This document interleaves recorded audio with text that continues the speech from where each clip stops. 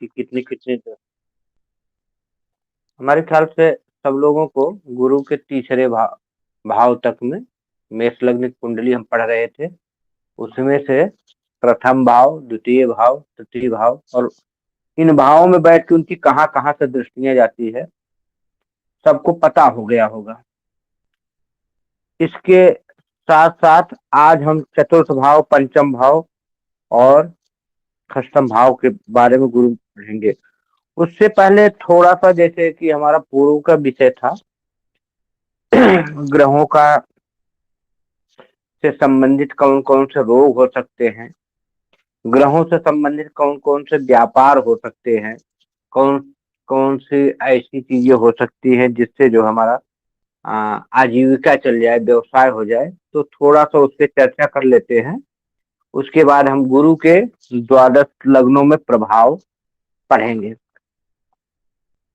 तो सबसे पहले हमारे सूर्य ग्रह आते हैं। अगर दसम भाव में, क्योंकि कर्म का भाव दसम भाव होता है, लेकिन जब हम कर्म की किसी की व्याख्या करते हैं तो उसमें सिर्फ दसम भाव से ही स्थित ग्रह से नहीं किया जाता है। ग्रहों के साथ साथ उसमें राशि कौन सी बनी है, राशि कौन सी बनी है ये भी देखना चाहिए। दसम से दसम भाव, फिर उनके कारक ग्रह कौन से हैं, राशि के गुण, स्वभाव इत्यादि। फिर द्वितीय भाव धन का है और लग्नेश आज की स्थिति सब देखने के बाद तब हम कहीं फलित करते हैं। ठीक है, कि मान लो हमने बता दिया और आप दसम भाव में सूर्य है तो आप प्रभाव करना शुरू कर दें, तो सिर्फ दसम भाव से सूर्य से नहीं, सूर्य का तो प्रभाव होगा ही।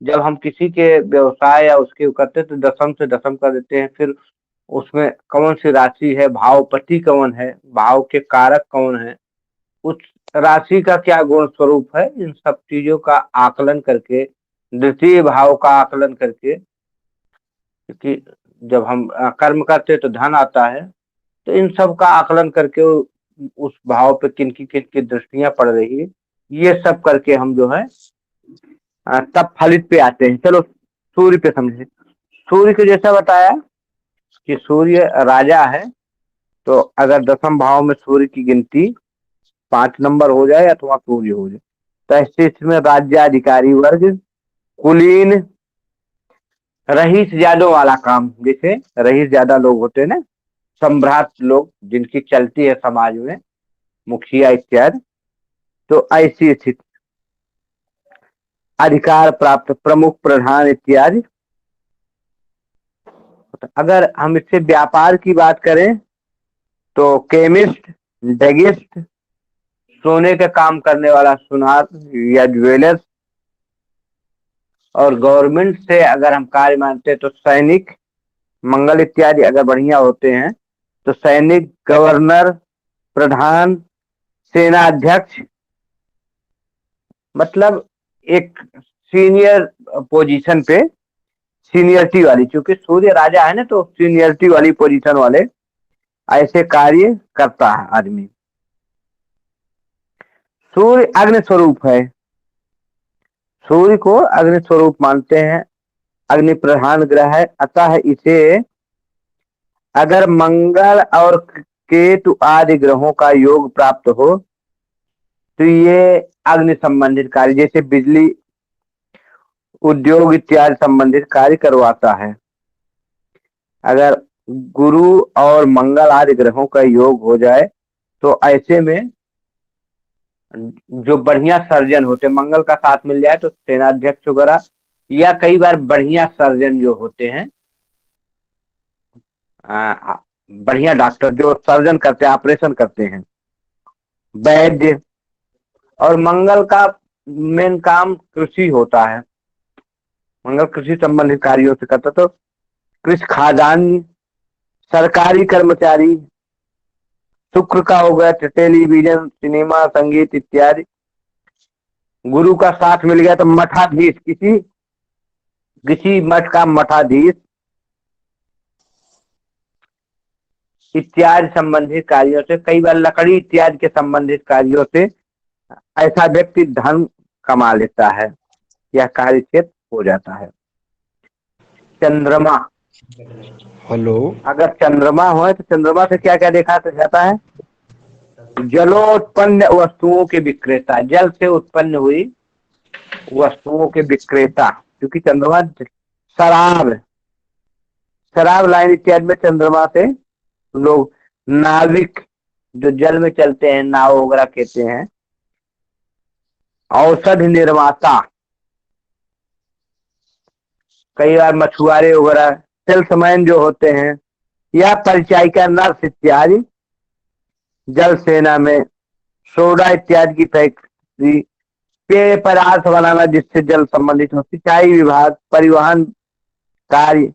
अगर शुक्र का साथ भी मिल गया तो ऐसे संबंध में सुगंधित तेल इत्यादि संबंधित, या स्त्री संबंधित कार्य, सिनेमा, संगीत, टेलीविजन, दूध इत्यादि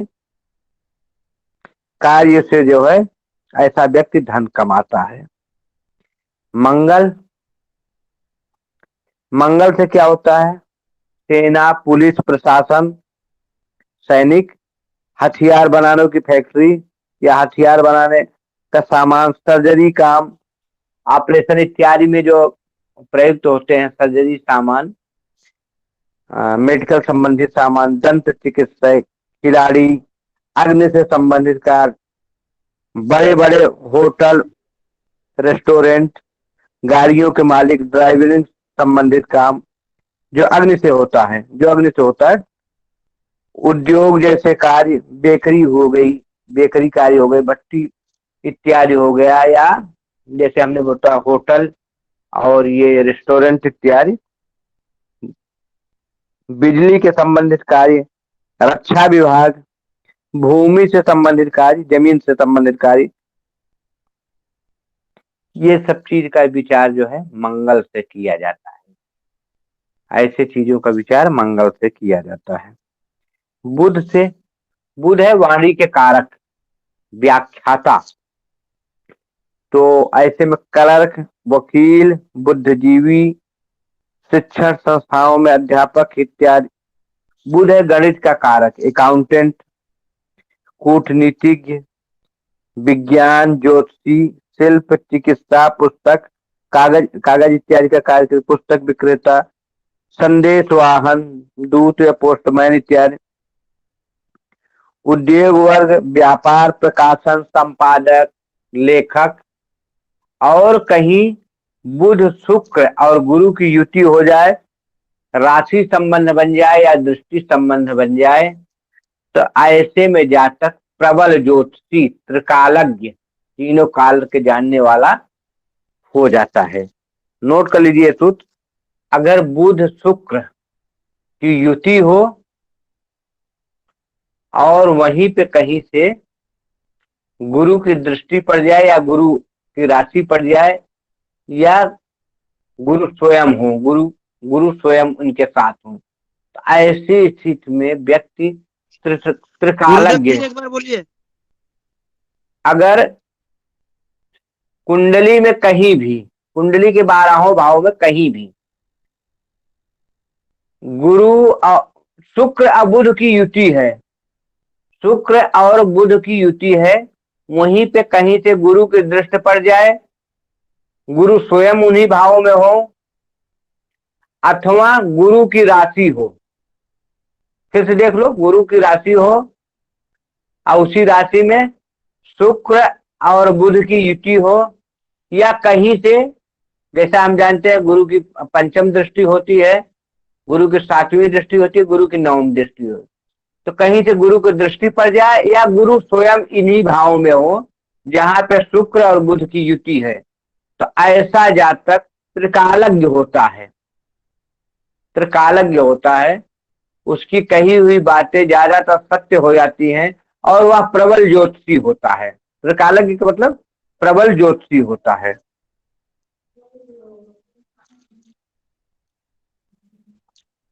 ठीक है, तो गुरुजी। इंजीनियर, शिल्पकार, डाक तार विभाग, कंप्यूटर, बीमा आदि कार्यों से जो है बुध ग्रह का विचार किया।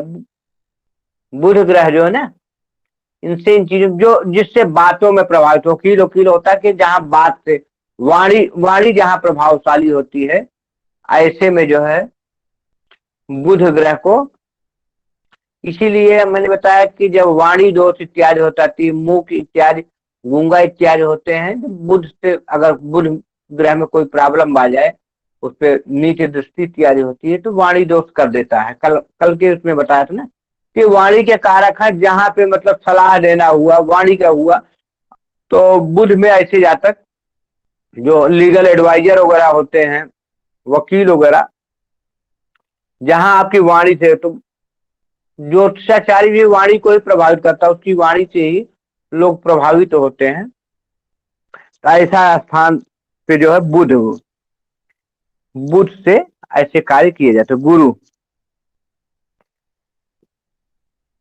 गुरु के प्रभाव से व्यक्ति दार्शनिक हो जाता है, प्रभावशाली, राजनीतिज्ञ, जज, प्रसिद्ध वकील, उच्च शिक्षक, धर्म गुरु, मठाधीश, वैद्य, डॉक्टर, बैंक मैनेजर और विशेषकर ऊनी वस्त्रों के विक्रेता, वस्त्र विक्रेता, और गुरु वाले जातक उच्च पदाधिकारी होते हैं, और मंत्र, अनुष्ठान, ज्योतिष, वैदिक परंपरा, इन चीजों में तो माहिर होते हैं, एक तरह से मठाधीश होते हैं। शुक्र क्या है? शुक्र भोग, विलास, ऐश्वर्य का कारक है। तो उन सभी स्थानों पे अगर शुक्र का जातक है, जहां कोई भोग, विलास, सौंदर्य संबंधित कार्य होता है, ऐसे चीजें का व्यवसाय से, ऐसे चीजों पे शुक्र का अधिकार होता है, वहां से लोग धन कमा लेते हैं। जैसे अभिनेता, कलाकार, गायक, चित्रकार, संगीतज्ञ। काल पुरुष की कुंडली में 2 नंबर की राशि शुक्र है, वहां गला से विचार किया जाता है, धन का विचार किया जाता है। तो ऐसी ऐसी चीजें जो है, गायक, चित्रकार, संगीतज्ञ, सौंदर्य संबंधित कार्य, कॉस्मेटिक आइटम्स के क्रय विक्रय करने वाला या निर्माता,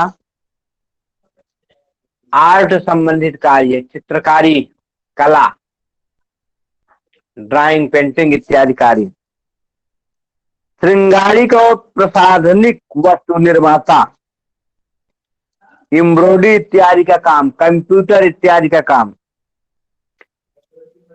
मिठाई का विक्रेता, रत्न संबंधित कार्य, शरबत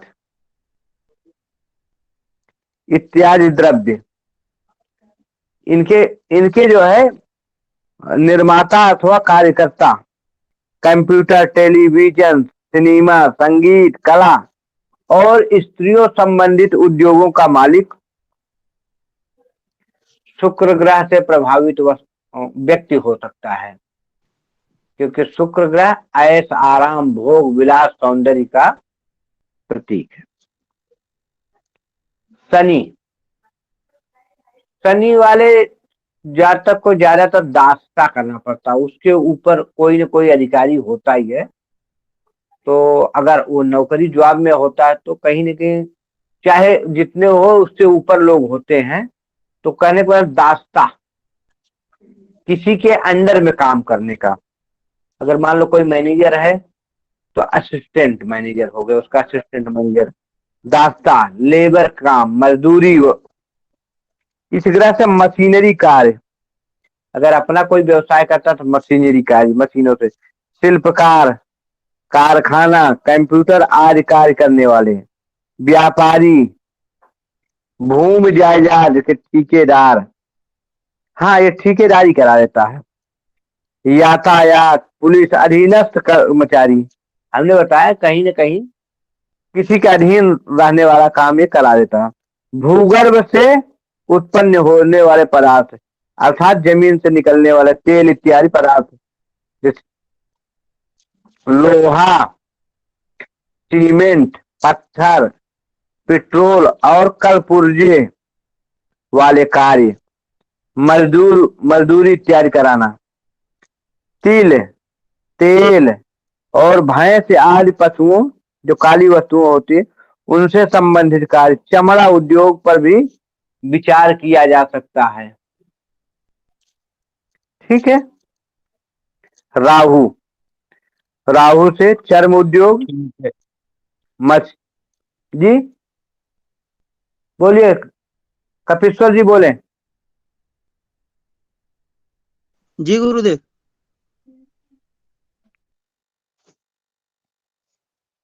बोलिए गुरुदेव।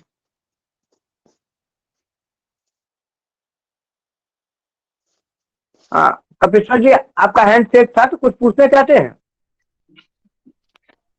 फिर एक बार बोलिए गुरुदेव। अच्छा अच्छा, फिर बोलता हूँ। शनि वाला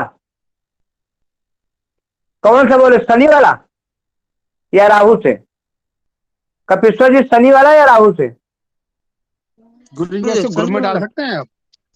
शनि वाला गुरुदेव। हाँ, ग्रुप में इसको डाल देंगे, ग्रुप में डाल देंगे। तो शनि वाला फिर से बोल रहे हैं।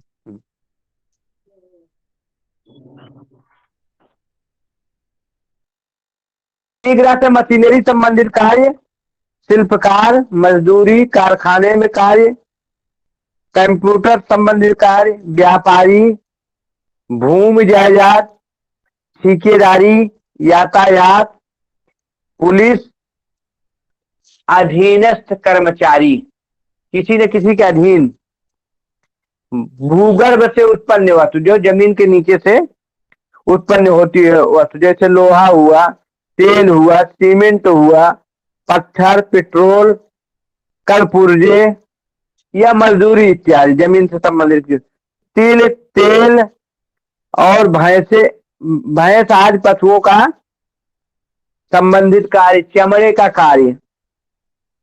ठीक है, चमड़े का कार्य। राहु से, राहु हम इसको हम ग्रुप में भी डाल देंगे। प्रियांशु जी बोले, प्रियांशु जी बोले। जी गुरुदेव, मैंने कुछ नहीं बोला गुरुदेव। अच्छा, ये कौन है? इनका हाथ सेक है, एक मिनट। प्रतीक, प्रतीक जी प्रतीक जी हैं? हाँ बोले। जी पूरा नाम गुरुजी, नहीं आ रहा।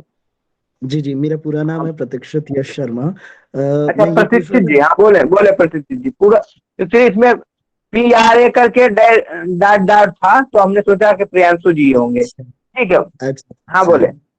जी गुरुजी, मैं ये पूछ रहा था, जैसे कि अभी हम सबकी हर ग्रह के हिसाब से उनके पर्सनालिटी देख रहे हैं, तो ये जो होता है ये पता कैसे चलेगा? मतलब अगर लग्नेश ये होता है तो उनकी पर्सनालिटी या उनका कार्य ऐसा रहता है, या कार्य के लिए नहीं नहीं, दसम घर से, दसम दशम। घर से विचार किए, दसम घर से विचार, तो दसवें घर दशम में। घर पे यह ग्रह होने चाहिए, दशम घर का स्वामी ये होने चाहिए?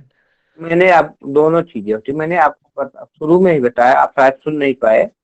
मैंने बताया कि अगर इन ग्रहों की राशियां हैं अथवा एक ग्रह जो है मौजूद है, तो ऐसे संबंधित कार्य, लेकिन पूर्णतः व्यक्ति क्या कार्य करेगा, अगर आप किसी कुंडली के विवेचन कर रहे हैं तो उसके बाद दसम से दसम का विचार करें, उसके भावपति कौन है और कौन सी राशि बनी है, इन सब के विचार, फिर द्वितीय भाव का भी देख करके तब फिर वो विचार किया जाता है। अगर किसी के कर्म क्षेत्र के आप कुंडली बना रहे हो, कहाँ कार्य करेगा, कोई बच्चा है तो बच्चे में तो कुछ नहीं पता हो ना किस लाइन में जाएगा, ऐसी स्थिति में अगर आप कर रहे हैं तो इन चीजों का भी विचार किया जाता है। ये तो हम सामान्य फल की ग्रह से इन चीजों का जो है विचार किया जाता है, वो बता रहे हैं।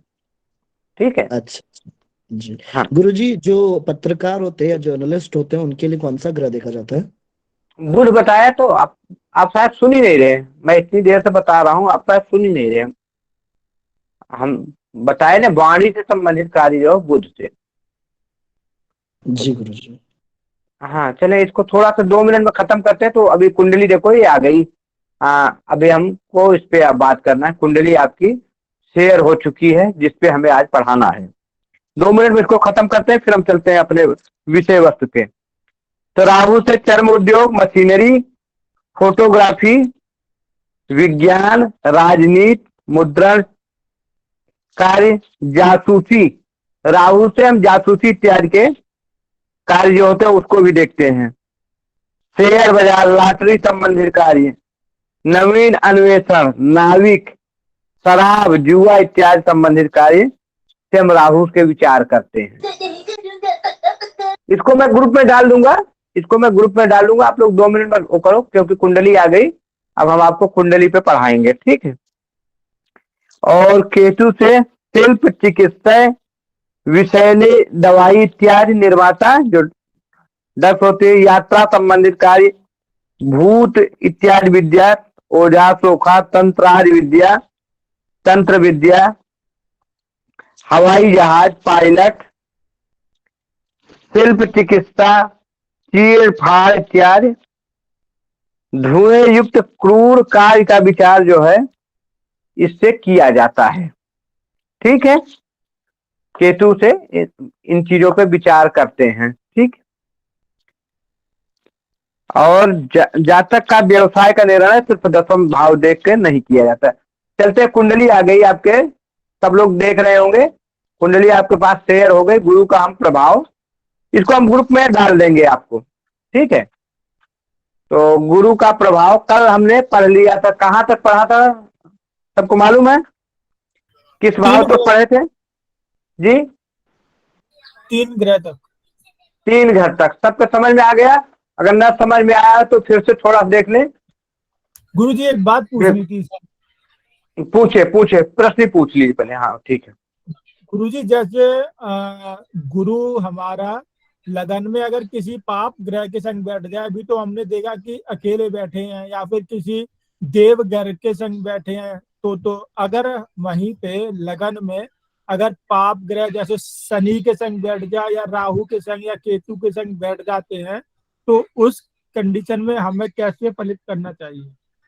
अगर राहु केतु साथ तो होता क्या कि गुरु के प्रभाव को राहु केतु बढ़ा देगा, होगा बहुत बढ़िया सब, लेकिन अब वहां जाके हर चीज में आगे रहेगा जातक। अगर राहु लग्न में आ गया तो पढ़ाई में भी बढ़िया काम करेगा जातक, शिक्षा में। लेकिन इसमें होगा क्या, एकाएक करता रहेगा, मन को विचलित कर देगा। बच्चे मान लो ये इंजीनियरिंग की पढ़ाई कर रहा तो मन होगा कि नहीं हम डॉक्टर बन जाते तो बढ़िया था, डॉक्टरी लाइन में। मतलब इसमें दिशा तो बहुमुखी दे देगा, लेकिन टिकने नहीं देगा एक भी तरह, ये टिकने नहीं देगा एक तरफ। खेल में आगे होगा तो खेल में जाऊं कि संगीत में जाऊं कि पंडित बनूं, अब इसमें भ्रमित कर देता। राहु करता क्या, भ्रमित कर देता। अब कई बार क्रोध, चूंकि मंगल की राशि में क्रोध को इतना बढ़ा देगा कि आत्महत्या के लिए जो है ना, क्योंकि होता क्या, ये होता है सब में श्रेष्ठ, अपने साथ साथियों में सब में तेज हो जाता है।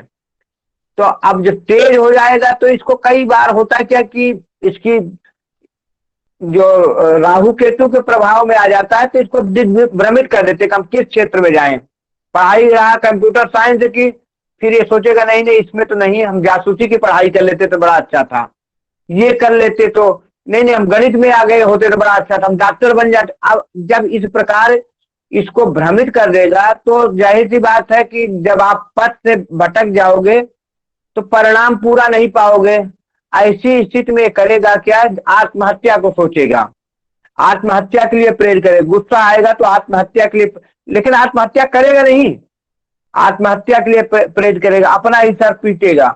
और ये हमेशा जो है चुगली करना, अगर इसमें आ गया चुगली करना होता। अच्छा राहु केतु करते हैं कि गुरु को चांडाल योग लगा देते हैं। चांडाल योग का मतलब होता है कि क्रेडिट न मिलना, काम तो आप करोगे लेकिन आपको क्रेडिट नहीं मिलेगा, आपके कार्यों का क्रेडिट कोई और लेगा। अगर ये 10वें भाव में, 4th भाव में संबंध हो गया तो काम आप कर रहे, मतलब कहीं भी राहु करते हैं कि आपको क्रेडिट नहीं देगा। आप पढ़ने में माहिर होगा, सब चीज होगा, आप टॉप कर गए, सही चीज है, लेकिन उसका लाभ नहीं। फिर 5वीं दृष्टि गुरु के साथ राहु की दृष्टि पड़ेगी, 5वीं दृष्टि पड़ जाएगी इस पे, क्या कहते हैं, सूर्य की राशि क्या नाम है, पंचम भाव पे, संतान भाव पे, सिंह राशि की। हाँ संतान भाव पे और उस पे पड़ जाएगी इसकी, क्या कहते हैं, तो पहले तो संतान देरी करा देगा और संतान, लेकिन गुरु की दृष्टि से संतान होगा जरूर। सिंह राशि पे जब पड़ेगा तो संतान यहाँ होगी जरूर, लेकिन संतान के सुख से वंचित करा देगा। संतान के सुख से वंचित कैसे कराएगा, पता लगा संतान हो गया, संतान पढ़ा लिखा कहीं बाहर चला गया और वो पैसे कमा रहा है, आपको संतान से जो सुख चाहिए उस सुख से वंचित, क्योंकि गुरु का है तो संतान तो होगा, निश्चित ही संतान होगा, देर सवेर संतान तो इसको होगी, लेकिन संतान के सुख से वंचित करा देगा। मान लो मामा के यहाँ रह रहा, आप यहाँ हो, या उस पढ़ाई लिखाई किया और विदेश बस गया या शहर में चला गया, अच्छी नौकरी पाया, अब आपको संतान के सुख से वंचित करा दिया। विद्या, विद्या ऐसे जातक को चाहे जो भी ग्रह इसमें बैठ जाए, विद्या से ये प्रकार चाहे जितनी भी बाधा पड़े, क्योंकि गुरु के प्रभाव में विद्या तो प्राप्त कर लेगा, विद्या हर हालत में प्राप्त करेगा, लेकिन यहाँ ये होगी विद्या प्राप्त करने के बाद, जैसे ही विद्या प्राप्त कर लेगा वो जातक, तो विद्या की क्रेडिट नहीं मिलेगी। पढ़ाई करेगा किसी चीज की, नौकरी करेगा किसी चीज के, व्यवसाय करेगा किसी चीज की, उस विद्या की भी क्रेडिट नहीं होने देगा। और अगर कहीं सूर्य यही हुए, सूर्य पंचम में ही हुए, तो सूर्य को ग्रहण लगा देगा, सूर्य को ग्रहण लगा देगा तो मान सम्मान में भी करेंगे आप, विद्वान हो गए आप, सभा जीतोगे आप, लेकिन आप किसी के अधीन में जाके बोलोगे, क्रेडिट उसको मिलेगी, या जिस मंच के तले बोलोगे उस मंच की जीत मानी जाएगी। मान लो किसी मंच के तरफ से आप वक्ता बन के गए तो उसका वो होगा, तो उस मंच की वो होगी। मान लो आप बहुत बड़े वक्ता हो, बहुत बड़े अध्यापक हो, मान लो दृष्टि कोचिंग में पढ़ा रहे हो, तो कॉमन टीचर पढ़ा रहा है ये मानना नहीं लगता, ये होता फला कोचिंग ने का छात्र था और ये यहाँ निकल गया, तो उसकी भी क्रेडिट इस तरह से आपकी जो है क्रेडिट नहीं मिलके किसी और को क्रेडिट करा देता है राहु। समझ में आ गया जी संजय जी? जी गुरु जी समझ गए। इसका हम ऐसे भी देख सकते हैं कि जैसे राहु गुरु के संग प्रथम लगन में बैठा हुआ है, तो सप्तम में सीधे सीधे केतु चला गया, तो उसके शादी भाव में भी दिक्कत आ सकती है ना? शादी तो होगी ही, थोड़ा विलंब कराएगा, क्योंकि गुरु की दृष्टि है ना। देखो राहु करता क्या, राहु कई बार आकस्मिकता का कारक है, थोड़ा शादी में विलंब करा सकता हो, लेकिन गुरु की दृष्टि है यहाँ शादी टूटने नहीं देगा, यहाँ शादी टूटेगी नहीं, भले ही राहु की हो, थोड़ा मतभेद करा देगा। अब यहाँ शुक्र से संबंध देखना पड़ेगा, शुक्र से क्या संबंध है, यहाँ शादी तोड़ने नहीं देगा, चाहे अगर मंगल भी इसमें है तो गुरु की दृष्टि से शादी टूटे, मतभेद करा देगा।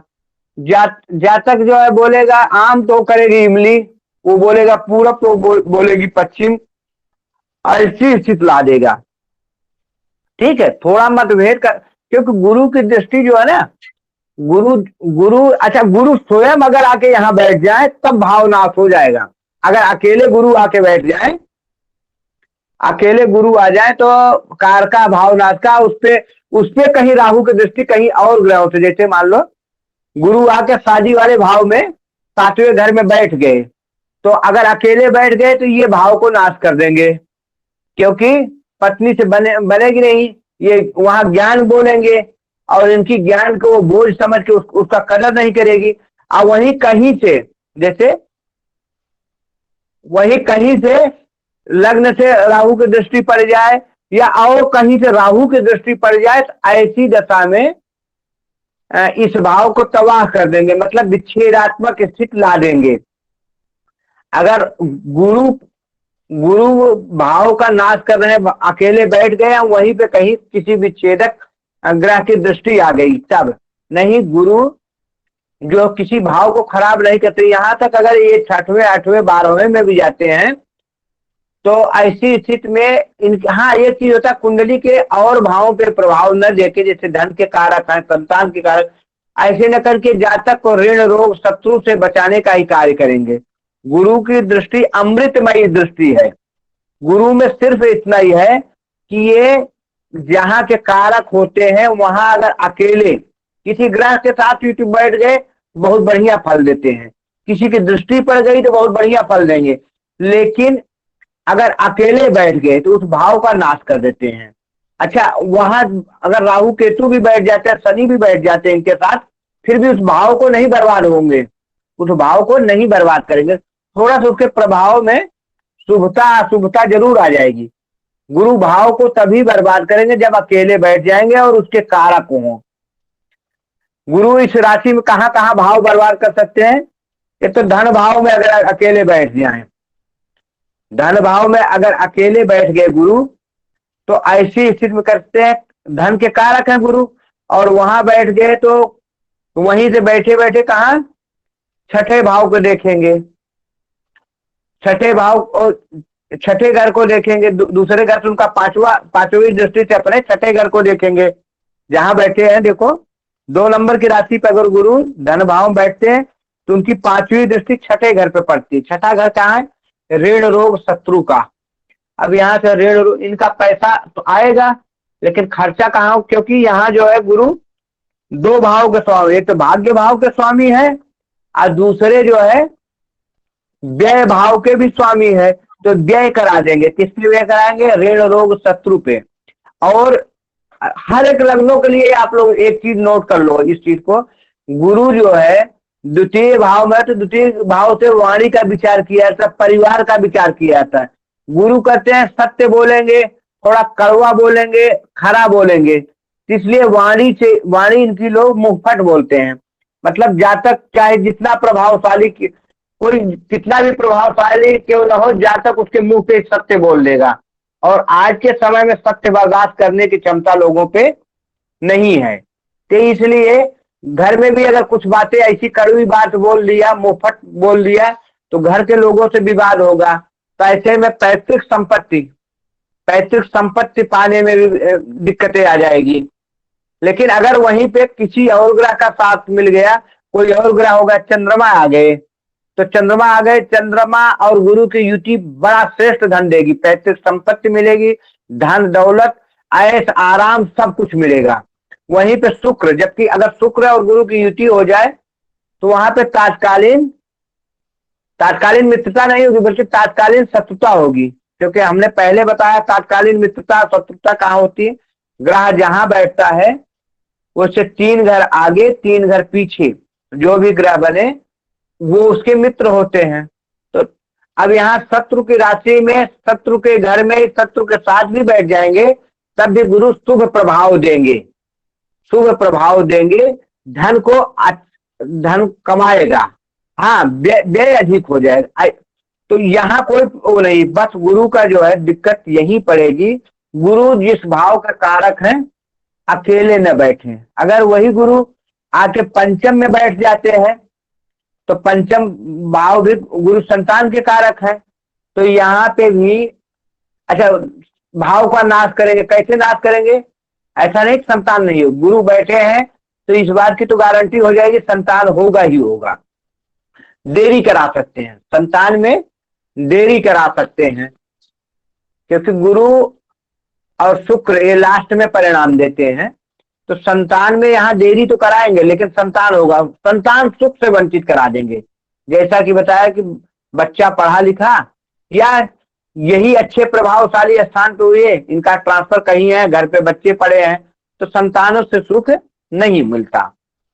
ठीक है, गुरु अगर सप्तम में हो जाए, गुरु सप्तम में हो गए तो सप्तम भाव भी परिवार का होता है। और यहाँ भी गुरु जो है अगर अकेले बैठ गए तो निश्चय ही पत्नी से मतभेद करा के, वही कारण कि अपना ज्ञान करेंगे। अब ये सप्तम भाव जो है भोग विलास का है, वहां ऐश आराम चाहिए, पत्नी के साथ तो ऐश आराम चाहिए, वहां आपके ज्ञान कथा सुनने के लिए वो थोड़ी आई है। तो ऐसी स्थिति में जो है कई बार जो है अगर अकेले बैठ गए, हाँ किसी ग्रह के साथ बैठे, किसी की दृष्टि पड़ गई तो उस भाव को बिगड़ने नहीं देंगे, पत्नी वाला भाव उससे विच्छेद नहीं करें। लेकिन अकेले बैठ गए तो निश्चित ही इस भाव को बर्बाद कर देंगे। समझ में आया संजय जी? जी गुरुदेव। हाँ, गुरुजी किसी को ना समझ में आया हो तो बताएंगे। नवम भाव में गुरु उसको भी खराब कर देगा क्या? नवम भाव में उनकी अपनी राशि है, नवम भाव वहां गुरु की अपनी राशि है, तो वहां भाव को खराब नहीं करेंगे, वहां तो भाग्य को बढ़ा ही देंगे, वहां भाग्य को बढ़ा देंगे। अगर पराक्रम भाव में है गुरु, नवम भाव में पराक्रम भाव पर, वहां चाहे जिस भी ग्रह के आए भाग्य को बढ़ा ही देंगे, पराक्रम को बढ़ा ही देते। गुरु की दृष्टियां अमृतमयी दृष्टि है, गुरु जो है, गुरु की दृष्टियां अमृतमयी दृष्टि है, गुरु की जहां भी दृष्टि पड़ेगी वहां अमृत है। बस इतना ही है कि जो सूत्र है कारक जो है, अब जिस भाव का वो कारक है अगर वो अकेले बैठ जाए तो कारक अपने भाव को नाश कर देता है, तो उसके साथ अगर कोई दूसरा ग्रह बैठ गया अथवा दूसरे की दृष्टि हो गई तो गुरु उस भाव को अगर टूट भी रहा है तो उसको बचा लेंगे। जैसे हमने इसी कुंडली को बताया, ये मेष लग्न की कुंडली है, यहाँ से जातक कहीं से मांगलिक हो रहा है, मंगल है, तो ऐसी दशा में भी अगर गुरु की दृष्टि पड़ जा रही है या गुरु से युक्त हो रहा है तो निश्चय ही दाम्पत्य जीवन उसका खराब नहीं होगा। हाँ, थोड़ा मतभेद हो सकता है क्योंकि हमने बताया ग्रह अपना प्रभाव कभी नहीं छोड़ता, तो मांगलिक हो जाए, मंगल ग्रह से पड़ जाए, या जैसे अभी संजय जी ने बताया राहु केतु हो जाए, तो फिर भी उस भाव को नहीं खराब करेगा अगर गुरु की दृष्टि या गुरु से युक्त है। थोड़ा मतभेद जरूर होगा, थोड़ा मतभेद जरूर होगा। ठीक है, चले आगे। चतुर्थ भाव, जी सुरेंद्र जी बोले, सुरेंद्र जी कुछ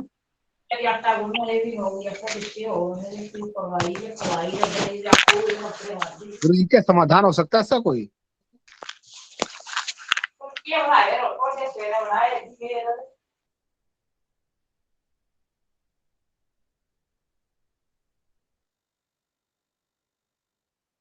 दीपक जी किसका समाधान चाहते हैं? गुरु ये ग्रह जो विपरीत आप बता रहे बुरे बैठ जाते हैं, किनका क्या कुछ समस्याओं का समाधान हो सकता है, ग्रहों का उपाय? देखो, इनके जो बता बीज सकते हैं, वही मंत्रों उपाय का, हो सकता है।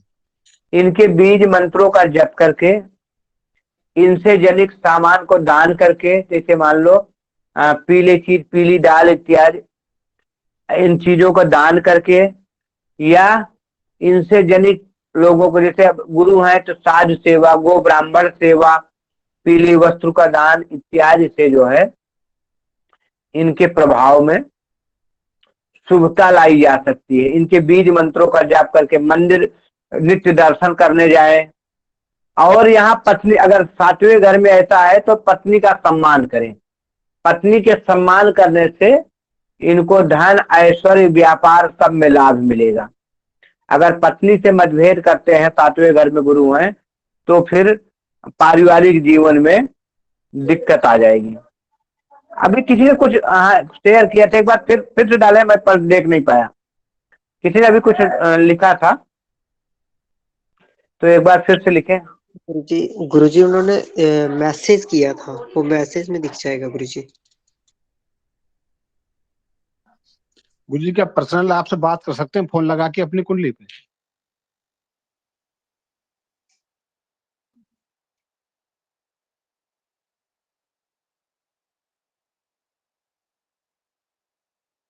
सब लोग तैयार है? चतुर्थ भाव पर कभी भी आप फोन करके किसी भी प्रश्न के लिए पूछ सकते हैं।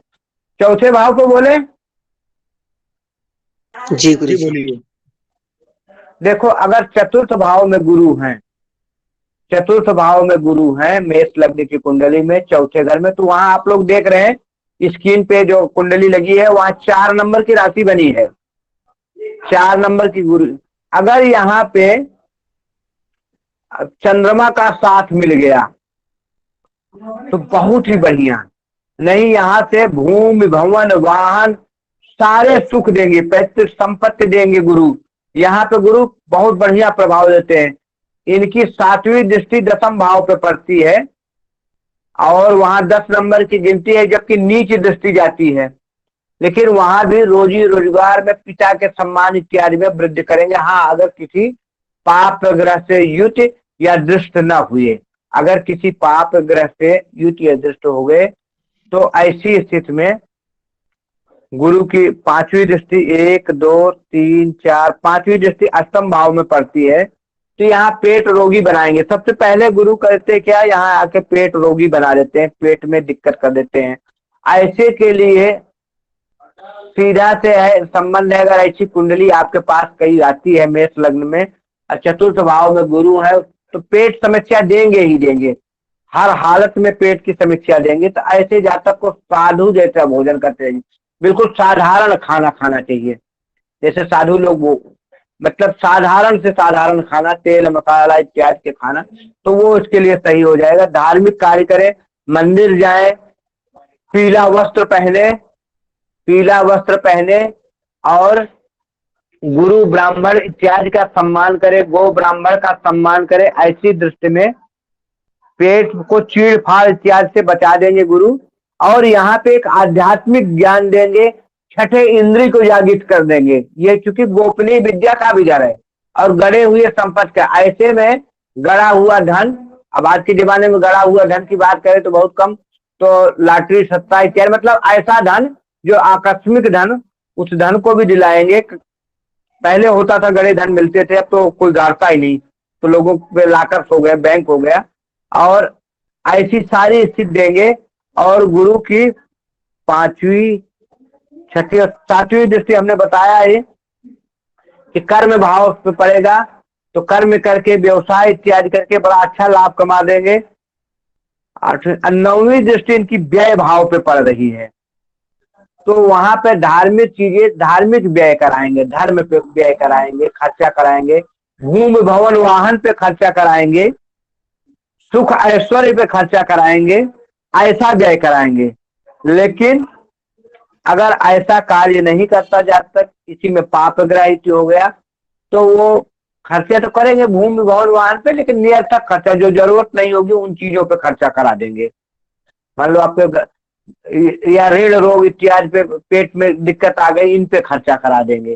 तो ऐसे में जातक को ज्यादा से ज्यादा धार्मिक हो जाना चाहिए, आध्यात्म से जुड़ जाना चाहिए। आध्यात्म से जो कुछ जुड़ेगा तो खर्चा भी बढ़िया करेगा, धन प्रॉपर्टी से भी लाभ होगा।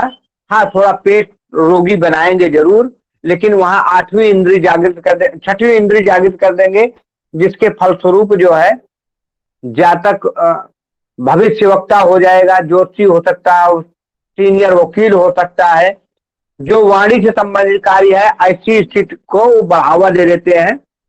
और निश्चित ही अपूर्ण धन को देंगे, जो धन उसका नहीं भी है, जैसे हमने कहा गड़ा हुआ धन, तो जो उसका धन नहीं है, पैतृक संपत्ति और कहीं से भी वो धन दे देते हैं। ठीक है, चतुर्थ भाव से कहाँ दृष्टि पड़ी, पांचवी दृष्टि पड़ी अष्टम पे, तो अष्टम पे पेट के रोगी बनाए, लेकिन गड़ा हुआ धन दे रहे हैं, आध्यात्म से जोड़ रहे हैं, साथ में गुप्त विद्याएं, ज्योतिष तंत्र मंत्र, ज्योतिष इत्यादि की विद्या, तंत्र मंत्र नहीं, अगर शुक्र होते या और शनि होते तब करते, लेकिन यहाँ जो है गुरु जो है ज्योतिष इत्यादि वाणी से संबंधित विद्याएं, वकील इत्यादि, इसको जागृत कर देते हैं।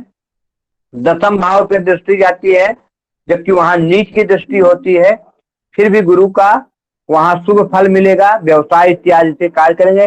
फिर व्यय भाव में तो व्यय घर इनका अपना ही घर है, अपने ही घर पे जाएंगे, तो धार्मिक चीजों पे व्यय कराएंगे। दीपक जी प्रश्न पूछे, दीपक जी हैंड से किया, प्रश्न पूछे। गुरुजी, जैसे यह समस्याएं जैसे होती हैं, तो इनका जो स्वात्मता ग्रहों के साथ इनका उपाय करने से लाभ मिलता है। क्या ये अपनी महादशा में इतना प्रभाव देखें, कब प्रभाव दिखाएंगे इतना पूरा ही? देखो, गुरु का प्रभाव लास्ट में होता है, लेकिन गुरु जब इन ग्रहों में है तो अपना प्रभाव देना शुरू कर देता है। गुरु का प्रभाव जो है ज्यादातर लास्ट में आता है। गुरु अगर कहीं गलत भाव में भी है तो लास्ट में प्रभाव देते हैं, तो गुरु का प्रभाव थोड़ा देरी से आता जरूर है, लेकिन बुध प्रारंभ से ही दे देता है, सूर्य थोड़ा 4-5 दिन पहले से दे देता है, 2-3 घंटे पहले से चंद्रमा दे देता है, शुक्र और बुध थोड़ा परिणाम इनकी लास्ट का समय होता है। लेकिन अगर ये यहाँ है तो ये परिणाम देते ही रहेंगे जिंदगी भर।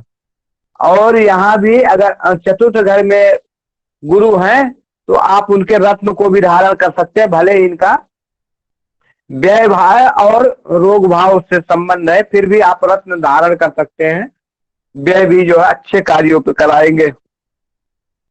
ठीक है, देखो ऐसा है ना, बृहस्पति और शुक्र ये अंत में परिणाम देते हैं। बुध जो है, बुध त्वरित फल देता है, संपूर्ण समय राशि में जब तक विद्यमान रहता तब तक करता है। और सूर्य जब राशि में प्रवेश करते हैं उससे 5 दिन पहले से प्रभाव देना शुरू कर देते हैं। उनकी रश्मि जो है 5 दिन पहले उस राशि पे चंद्रमा 3 घड़ी पूर्व, 3 घड़ी मतलब 3 × 24, 3 घड़ी का मतलब जानते हैं, 3 × 24, क्योंकि 2.5 दिन ही चंद्रमा एक राशि पे होते हैं। और मंगल 8 दिन पूर्व, बुध संपूर्ण राशि पे ही देता रहता, मतलब 7 दिन पहले से लेके। और बृहस्पति और शुक्र, बृहस्पति अगर आ जाते हैं राशि पे तो 2 माह बाद प्रभाव देना शुरू कर देते हैं। शुक्र जो है 7 दिन पूर्व ही, जिस राशि में प्रवेश करता है उससे 7 दिन पूर्व। और राहु केतु 6 महीना पूर्व ही प्रभाव देना शुरू कर देते हैं। जी दीपक जी, समझ में आया कि नहीं? आगे सर, और शनि सर? गुरुवर ये एक बार लिखवा देते। चलो लिखिए। गुरु जी, अगर गुरु की दृष्टि चंद्रमा के ऊपर हो गई तो गजकेसरी योग होता है क्या? हाँ, बहुत बढ़िया। कल भी बताया था आपको गजकेसरी योग, हंस योग के बारे में कल भी बताया, आज भी बताया कि अगर चंद्रमा के साथ संबंध हो गया तो चंद्रमा से कैसे भी संबंध हो जाए, युद्ध हो जाए, दृष्टि हो जाए। अभी मेष लग्न में गुरु अष्टम में है तो चतुर्थ स्थान में उसकी 9वीं दृष्टि आती है तो गजकेसरी योग हो जाता है। हाँ, यहाँ से धन इत्यादि की माने में बड़ा अच्छा होता है। अच्छा, हाँ, दीपक जी बोले, दीपक जी बोले, कुछ बोलना चाहे? चलो नोट कर लीजिए आप लोग। सूर्य मंगल राशि के आज में, आज मतलब 5 दिन पूर्व परिणाम देना शुरू कर देते हैं।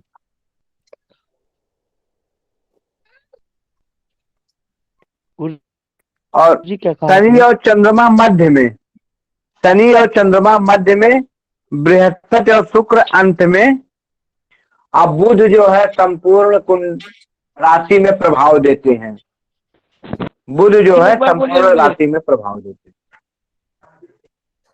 चलो नोट करो, मैं लोगों को बता देता हूँ। सुनो, लिखिए सूर्य, धीरे लिखिए आप लोग।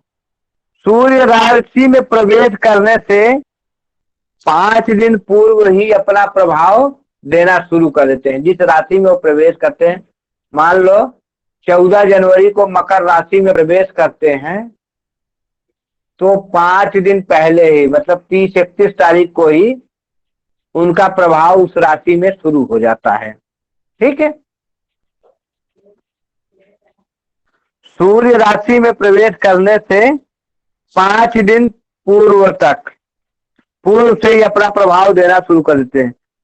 चंद्रमा राशि में प्रवेश करने से 3 घड़ी पहले, 3 घड़ी, एक घड़ी में कितना होता है? 24 मिनट, तो 24 × 3 कर दो जितने, क्योंकि चंद्रमा होता क्या 2.5 दिन एक राशि पे रहते ही है, तो 3 घड़ी पहले से इनका परिणाम उस राशि पे आना शुरू हो जाता है।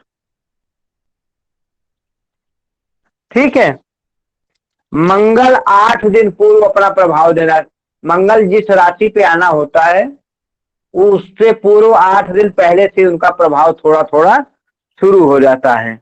मंगल का 8 दिन पूर्व, सूर्य का 5 दिन पूर्व, चंद्रमा का 3 घड़ी और मंगल का 8 दिन पूर्व। चलते आगे, बुध का 7 दिन पूर्व प्रभाव देना शुरू हो जाता है। बुध 7 दिन पूर्व और लास्ट तक परिणाम देता है। बृहस्पति 2 मास पूर्व अगर बृहस्पति राशि पे आते हैं तो 2 महीना पहले से ही थोड़ा सा प्रभाव इनका आना शुरू हो जाता है। शुक्र 7 दिन पूर्व, शुक्र 7 दिन पूर्व, शनि 6 महीना पूर्व, शनि 6 महीना पूर्व। होता क्या, अगर मान लो शनि की दशा अंतरदशा ढैया या 7.5 आना शुरू हुआ तो एकाएक आते ही नहीं नाश करते।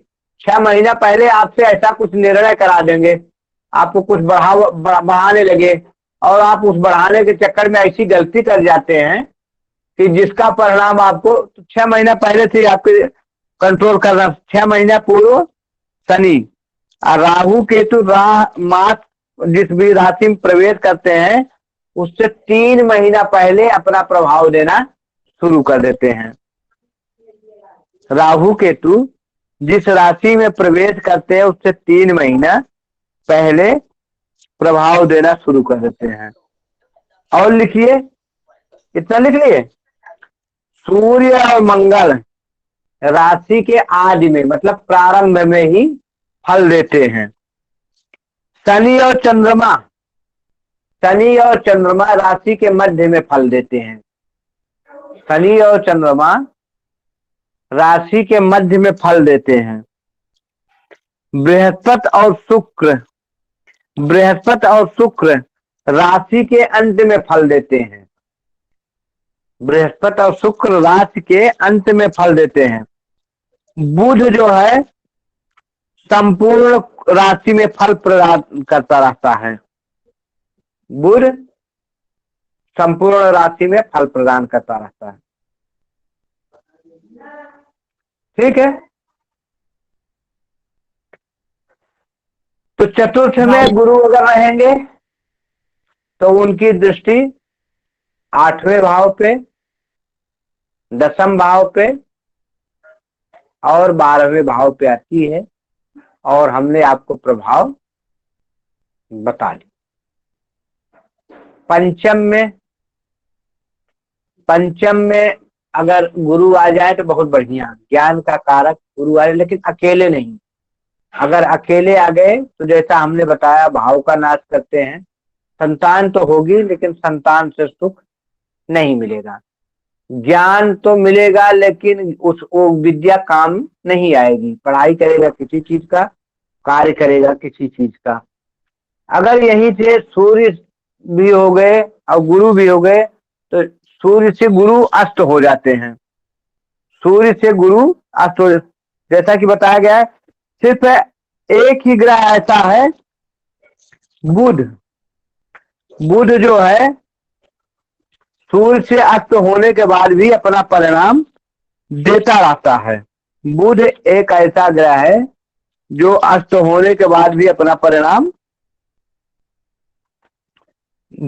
देता रहता है। लेकिन और अगर ये अस्त हो गए फिर भी परिणाम देंगे, गुरु परिणाम देंगे। यहाँ ज्ञान को बढ़ा देंगे और यहाँ के गुरु ज्ञान को बढ़ाएंगे। संतान तो होगी ही होगी, निश्चित होगी। संतान में थोड़ा सा विलंब हो सकता है क्योंकि सूर्य अगर है और सूर्य उसी राशि में है तो जैसा कि हमने बताया है प्रथम गर्भ में गर्भपात इत्यादि की दिक्कतें आ सकती हैं। हाँ, लेकिन गुरु हैं वहां भी। प्रणाम प्रणाम। जी, वहां भी गुरु सही है। एक बोले निवेदन करना चाहते हैं। ये कह रहे हैं कि जैसे ये कहा गया है कि किम कुर्वन्ति ग्रहा सर्वे जस्य केंद्रे बृहस्पति, तो अस्त वाली बात जो आपने बताया हम सबको, तो ये सूर्य के सामने गुरु भी अस्त हो जाएगा या अन्य ग्रह और अस्त होंगे? ऐसा गुरु भी अस्त होंगे लेकिन वो परिणाम देंगे, परिणाम में थोड़ा कमी हो जाएगी। वही चीज तो बता रहा हूँ। इसलिए है कि आप लोग पूरी बात सुनते ही नहीं।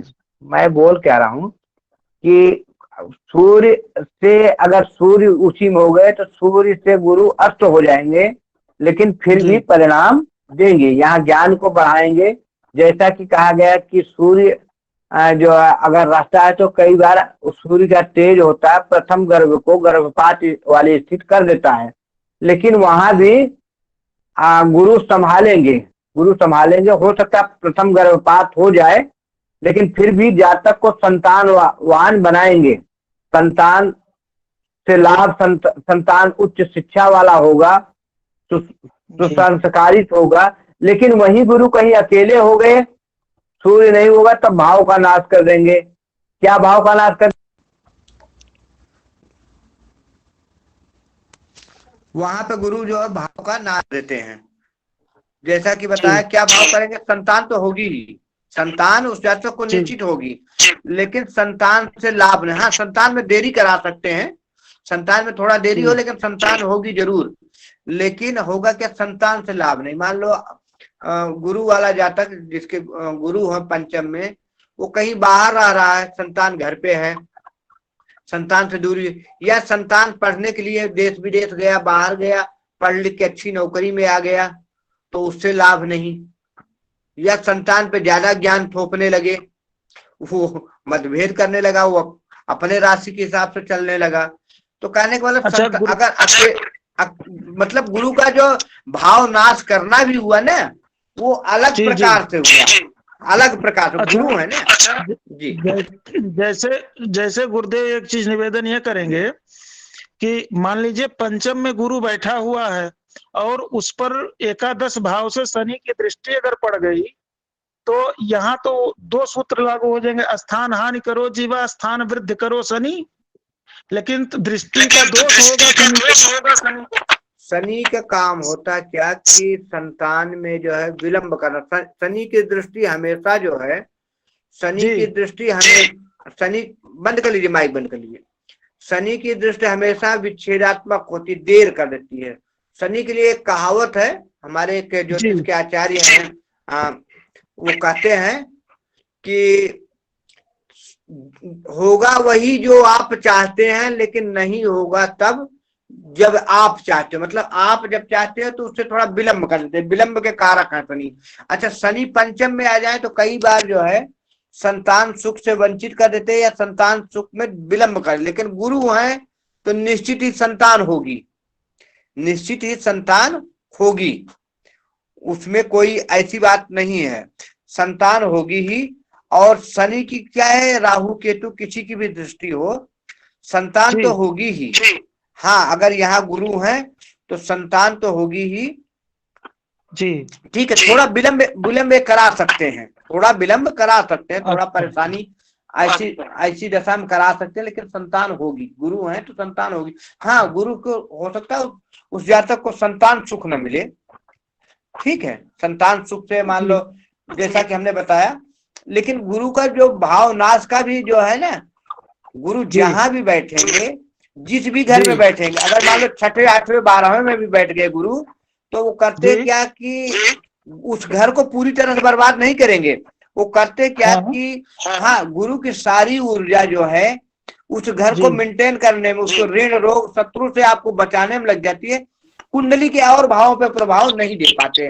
जैसे कि उनकी जो है 3 जगह और 2 राशियों के स्वामी होते हैं, तो अगर तीन दृष्टियां पड़ती है, पंचम सप्तम और नवम, तो हो सकता है वहां का प्रभाव न दे पाए, लेकिन ये हर स्थिति में आपको यहाँ से भी उबारने का काम करेंगे। गुरु नीच के भी हो जाए तब भी उतना नीचे तो नहीं, 5 अंश नहीं नीच होते हैं, 5 अंश के बाद ये पूरा परिणाम देते हैं।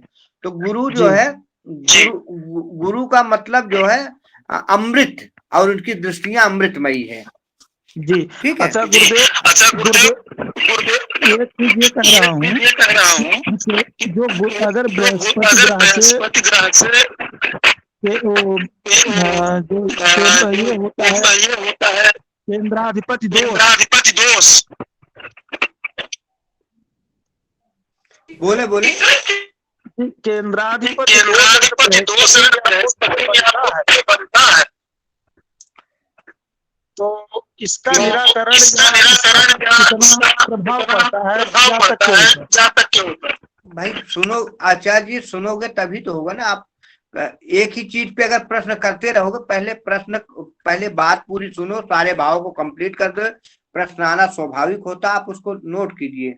हमने पहले भी इनका जहां अभी चतुर्थ भाव तक भी बताए, इसके पहले भी बताए, शायद आप सुन ही नहीं रहे थे कि सप्तम भाव पे भी अभी बात हुई कि सप्तम भाव में हो कहाँ तक क्या भाव नाश करते हैं, कहाँ कहाँ केंद्र का दोष लगता है। आप पहले सुनो ना, क्योंकि किताबी भाषा अलग है, प्रैक्टिकल आप जब करते हैं ना, किताब से आप कुंडली नहीं देख सकते, किताब से एक ही ग्रह के कम कम 20 वर्णन आएंगे। तो आप पहले बात माइक बंद कर लीजिए।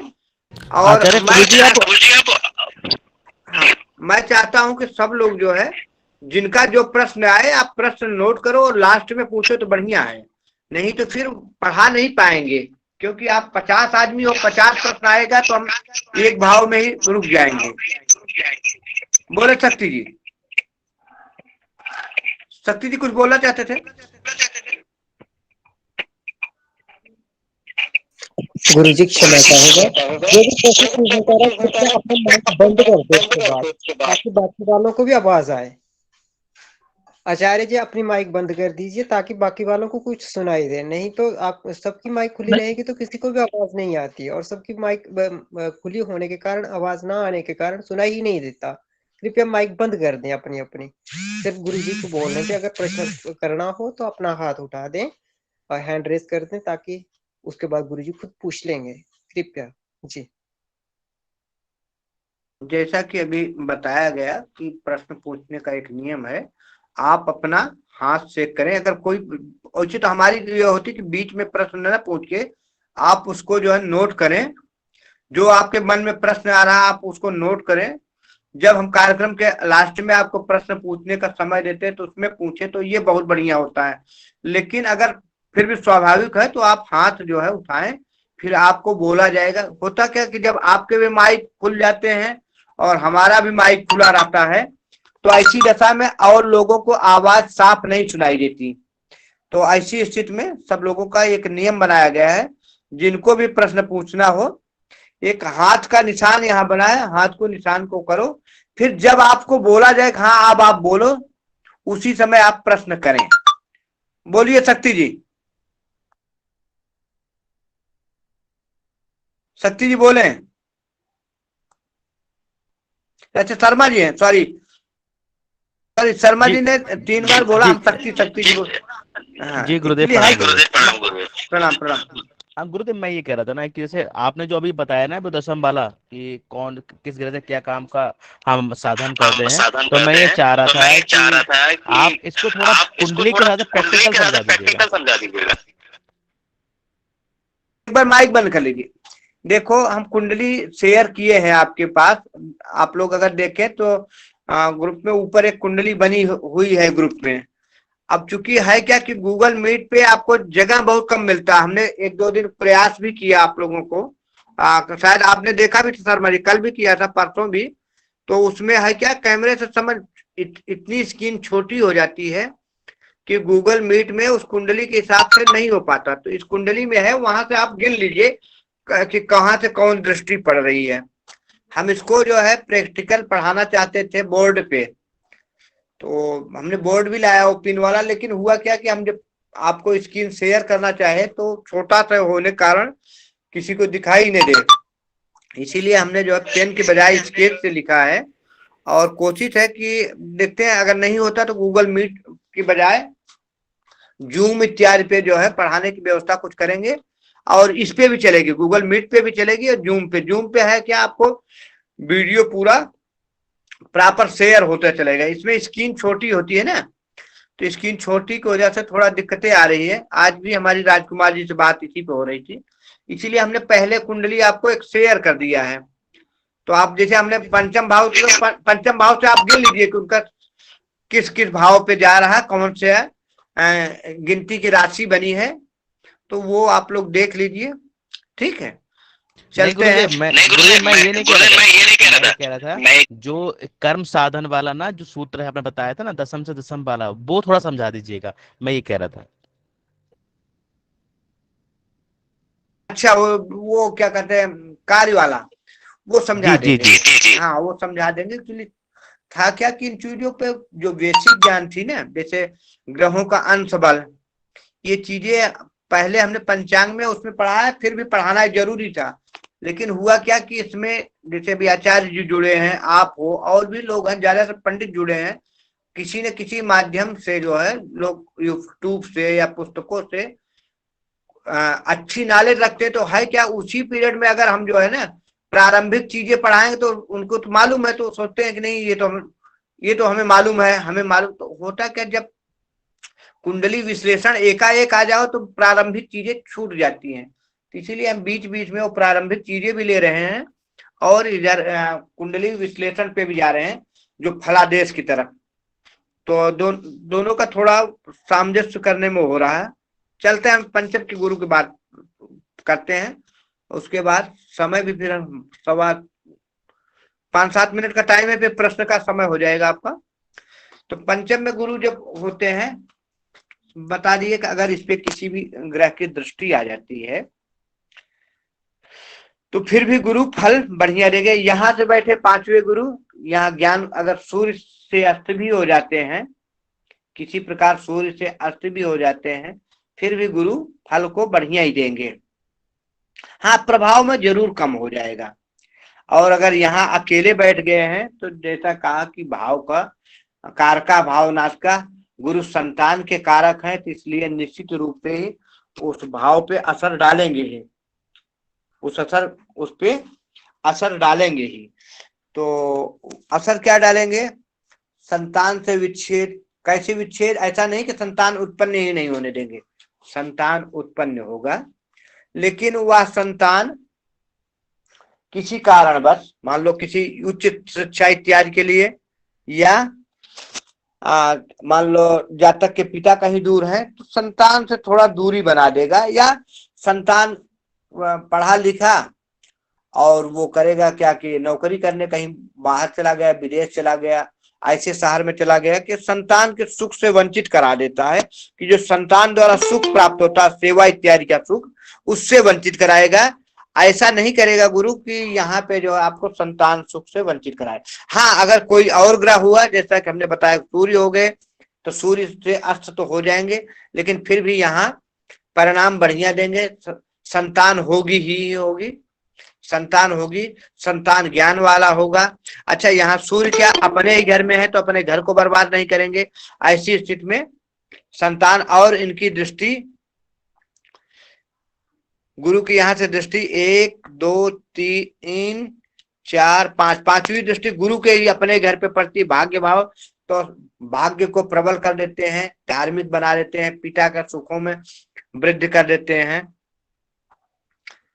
और उत्तम भाग्य वाला कर, तो 5वीं 6वीं 7वीं दृष्टि आय में होती तो आय को भी बढ़ा देते हैं, आय में वृद्धि कर देते हैं। और 9वीं दृष्टि इनकी स्वयं जो है स्वयं लग्न को देखेगी, जातक ज्ञानवान, संतान वाला, भाग्य वाला और सुख ऐश्वर्य वाला लाभ। ऐसे में जातक की जो है धन संचय भी करेगा और धन कमाएगा भी। ठीक है, धन संचय। अगर यहीं पे 5वें गुरु पे गुरु अकेले नहीं हुए तो अब ये त्रिकोण का स्वामी, 9 नंबर जो राशि है इनकी, भाग्य भाव त्रिकोण का स्वामी और व्ययेश यहाँ आके त्रिकोण में ही आ गए। यह बहुत ही बढ़िया राजयोग है, त्रिकोण का स्वामी त्रिकोण में ही आ जाए और वहीं पे कहीं से सूर्य इत्यादि ग्रहों से दृष्ट हो गए तो उत्तम श्रेष्ठ विद्या वाला, बहुत ही श्रेष्ठ फल देंगे। अगर यहीं पे कहीं चंद्रमा से युति हो जाए अथवा दृष्ट हो जाए तो ये ज्ञान और संतान का भाव हो, यहाँ पे सरस्वती योग बना देते हैं।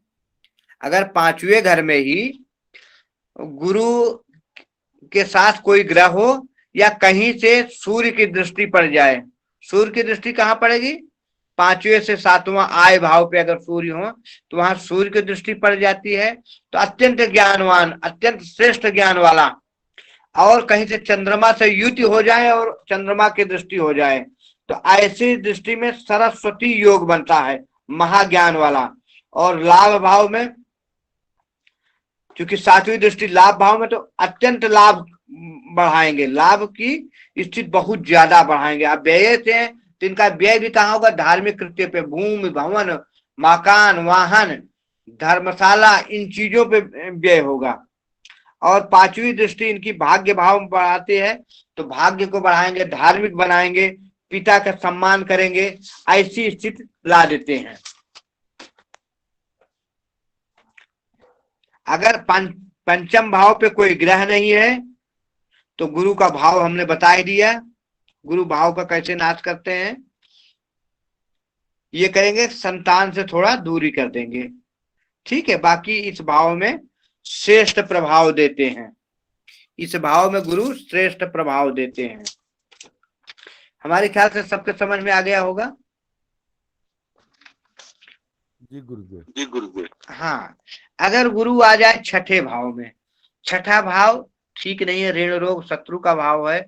और अगर बुध से इनकी तात्कालीन मित्रता हो गई तो ठीक है, नहीं पे जैसा कहा कि बुध पेट जनित रोग देते हैं, तो और करेंगे क्या, यहाँ पे जो है ऋण रोग, अगर बुध से तात्कालिक शत्रुता हुई तो यहाँ ऋण रोग शत्रु इत्यादि बढ़ते हैं। यहाँ से 1 2 3 4 5, पांचवी दृष्टि इनकी नीच की पड़ती है कर्म भाव पे। 6 7वीं दृष्टि व्यय भाव पड़ती है और 9वीं दृष्टि आय भाव, 9वीं दृष्टि धन भाव पे पड़ती है। 9वीं दृष्टि इनकी धन भाव पड़ती है। तो ऐसा जातक अगर बुध से इनकी तात्कालीन मित्रता नहीं हुई तो ऐसी स्थिति में करते क्या कि इनका जो व्यय होगा, धन का क्षय होगा, ऋण रोग और शत्रुओं पे होगा। अच्छा, लेकिन लास्ट समय भी ये शत्रुओं से बचाएंगे, लास्ट समय भी शत्रुओं से बचाएंगे, अपने वाणी द्वारा शत्रु को मित्र बनाएंगे। फिर भी यहाँ जो है पेट रोग जरूर देंगे। लेकिन अगर कहीं बुध से इनकी तात्कालीन मित्रता हो गई तो ऐसे दशा में ऋण रोग शत्रु से बचाएंगे, ऋण रोग शत्रु से बचाएंगे। यहाँ से हमने जैसे बताया पांचवी दृष्टि इनकी जो है कर्म भाव पड़ती नीच भाव में। तो अब होता क्या कि अगर इनकी शत्रुता है तो ये अपने ऋण रोग शत्रु में इतना फंस जाएंगे, कर्म को करने ही नहीं देंगे, कर्म करने ही नहीं देंगे। जब कर्म करेगा नहीं तो आय कहाँ से होगा, और व्यय कराएंगे, व्यय अपव्यय उल्टे सीधे कामों में होगा, सुख सुविधाओं, तो ऐसे में अपव्यय करा देते हैं। लेकिन अगर बुध से बढ़िया स्थिति हो गई तो यहाँ ऋण रोग शत्रु से बचाए। 10वीं घर पे इनकी पांचवी दृष्टि पड़ती है, वहां पे व्यापार इत्यादि से धन देंगे, लेकिन जितना धन का सुख चाहिए कर्म से उतना सुख नहीं दे पाएंगे। उसके बाद इनकी 7वीं दृष्टि व्यय भाव पे पड़ेगी, ये धार्मिक चीजों पे व्यय करें ऐसे में। और 9वीं दृष्टि इनकी जो है धन भाव पे पड़ती है, तो ऐसी स्थिति में धन कंपटीशन इत्यादि से धन प्राप्त कर लेते हैं। अगर बुध से तात्काल, क्योंकि बुध का ये छठा घर है, कंपटीशन इत्यादि का है, तो यहाँ गुरु जो है अगर बढ़िया बुध से मित्रता हो गई, बुध है वाणी के कारक, इसके साथ लेके तो वाणी से धन इत्यादि कमा लेते हैं। 7वां घर किसका प्रश्न था? शर्मा जी है शायद, होता बोले शर्मा जी, शर्मा जी हाथ आपका है, बोले। गुरु जी आप पढ़ाइए, बाद में देखेंगे। ठीक है, हाँ नीचे करिए। 7वां घर में अगर गुरु आ गए, इनकी मित्र राशि नहीं है, और जैसा कि कहा गया है कि कारक भाव का नाश करता है, तो अगर इस स्थिति में 7वें घर में गुरु आ गए तो निश्चय ही जो है दाम्पत्य जीवन को बर्बाद करेंगे। कैसे बर्बाद करेंगे? शुक्र जो, एक तो शुक्र से इनकी बनती नहीं, शत्रुता है उसकी राशि में, और उसी भाव में अगर ये अकेले बैठ गए तो ये कहेंगे पूरब तो पश्चिम बताएगी पश्चिम, क्योंकि वहां जाके ज्ञान के कारक धन के कारक गुरु उस घर में बैठ जाएंगे और अपने ज्ञान और धन का अगर घमंड या बातें बताए अपने ज्ञान का बोध करेंगे, तो पत्नी एक नहीं, क्योंकि पत्नी का भाव अब शुक्र की राशि बनी तो भोग विलास ऐश आराम का है। अब वहां आप ज्ञान का करोगे तो निश्चय ही दाम्पत्य जीवन में दिक्कतें आएगी। लेकिन अगर वहीं पे कहीं से शुक्र की इनकी तात्कालीन मित्रता हो गई तो दाम्पत्य जीवन में मधुरता आएगी और दाम्पत्य जीवन नहीं टूटेगा। चाहे उस पे राहु केतु मंगल इत्यादि किसी भी ग्रह का प्रभाव हो, अगर इनसे इनकी युति हो गई किसी और ग्रह से या किसी और ग्रह की दृष्टि पड़ गई तो ऐसी स्थिति में दाम्पत्य जीवन को बर्बाद होने से बचा देंगे, नहीं तो दाम्पत्य जीवन अकेले गुरु वहां खराब कर देते हैं। अगर वहीं पे मंगल की दृष्टि, तो मंगल वहां हो गया तो जबकि जातक या जातिका जो अभी होगी मांगलिक तो हो जाएगी, लेकिन गुरु जो है मंगल को प्रभाव को कम कर देगा। हाँ, थोड़ा मतभेद जरूर होगा, थोड़ा मतभेद होगा, लेकिन दाम्पत्य जीवन तबाह नहीं होगा। राहु केतु इत्यादि की भी दृष्टि पड़ती है जो दाम्पत्य जीवन को क्या कहते हैं प्रभावित करते हैं। फिर भी यहाँ अगर गुरु है तो दाम्पत्य जीवन में कलह तो हो सकता है, क्योंकि ग्रह अपना प्रभाव नहीं छोड़ता, कलह तो छोड़, लेकिन दाम्पत्य जीवन को टूटने नहीं देंगे। और यहाँ गुरु वाले जातक को चाहिए कि पत्नी का सम्मान करे, और पत्नी का अगर सम्मान करेगा तो उसको सारी सुख सुविधाएं मिलेगी। अगर पत्नी से मतभेद करता तो घर से ही मतभेद हो जाएगा, तो उसका और चीज आय इत्यादि में कमी हो जाएगी। तो वहां से पत्नी का सम्मान करे तो व्यापार में भी लाभ होगा। और यहाँ बैठे गुरु की पांचवी दृष्टि, अगर सातवें घर में गुरु बैठे हैं तो सातवें घर से इनकी दृष्टि 1 2 3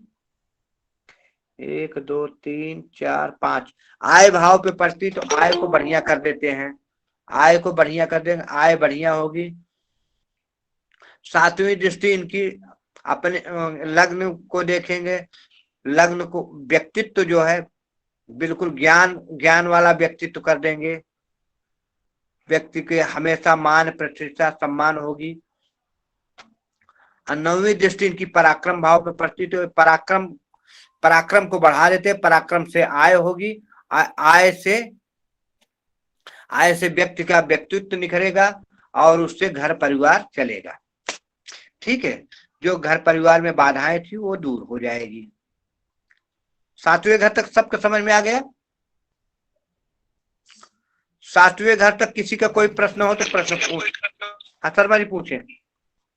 हाँ गुरुदेव, मैं ये कह रहा था जैसे आपने बताया कि कोई जैसे गुरु है या कोई भी ग्रह है वो अपने कारक भाव में अगर बैठता है तो वहां उस भाव को खराब कर देता, अकेला बैठता है तब। तो मैं ये जानना चाह रहा था अगर वो ग्रह स्वग्रही होके अपने कारक भाव में बैठेगा तब भी परिणाम यही होंगे? नहीं, मैंने एक चीज और भी कहा कि कोई भी ग्रह अपने घर को नहीं बर्बाद करता, कोई भी ग्रह अपने घर को नहीं बर्बाद करता, लेकिन ये सूत्र है तो परिणाम में थोड़ा सा कमी तो आएगी ही, थोड़ा सी बर्बाद। अगर कहीं किसी की दृष्टि नहीं हुई तो कहीं किसी की दृष्टि नहीं प्राप्त हुई, किसी ग्रह की किसी से युद्ध नहीं हुआ, उसका कारक भाव उसी भाव में हो गया, कारक भाव उसी भाव में हुआ तो बर्बादी तो करेगा ही, क्योंकि ज्योतिष के सूत्र कहीं गलत नहीं होते, लेकिन वो बर्बादी का अलग से होगा। जैसे हमने पंचम भाव में बताया कि गुरु वहां बर्बादी तो कराते हैं, कैसे बर्बादी करा देंगे? पुत्र होगा लेकिन पुत्र से सुख नहीं, मतलब थोड़ी दूरियां बना देते हैं, आप समझ रहे ना।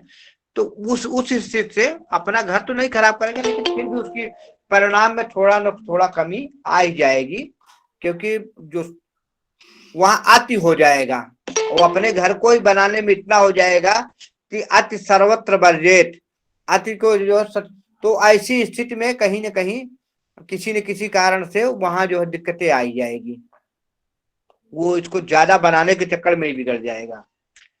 जिस भी घर में हो, अगर उदाहरण में कोई घर पूछना चाहते हो तो आप पूछे, तो उस पर थोड़ा सटीक हो कोई। जी गुरुदेव, हाँ भाग भाव में बैठे हैं अपने मीन राशि में, भाग भाव में, नवे भाव में, नवे भाव में और मीन राशि में गुरु बैठे हैं। चलो ये तो अभी आ जाता, अभी तो आ ही जाता इसको, जब हम नवा भाव पढ़ते तो अभी तो आ ही जाता। प्रश्न आपका पूछा बहुत बढ़िया, ये उनका अपना घर है।